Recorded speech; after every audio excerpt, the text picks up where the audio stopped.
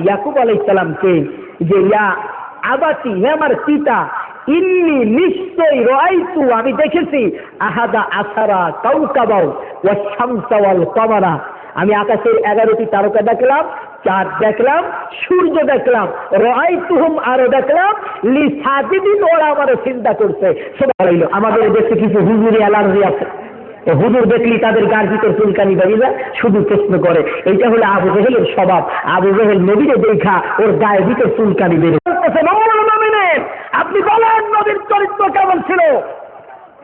হযরত আয়েশা বলেন, আল্লাহর নবীর সাহাবী, তোমার ঘরে কি কোরআন নেই? বলে ইয়েস, অবশ্যই আছে। হযরত আয়েশা বললেন, ও রাসূলের সাহাবী, শোনো, তোমার ঘরে যেইটা আছে ওইটা হলো কাগজের কিতাব, আর আমার বিশ্ব নবী হলেন জীবন্ত কিতাব। আপনি প্রশ্ন করেন, হোয়াটস ইওর নেম, তোমার নাম কি? জবাব দিতে পারবে না। মাস থেকে অথবা পাশের থেকে মাওলানা বলে উঠবে, ইন্নাহু লাকুরআনুন কারীম। তাহলে জবাব দিল এই কাগজের কিতাবের মাওলানা। বলেন, আরো জোরে বলেন।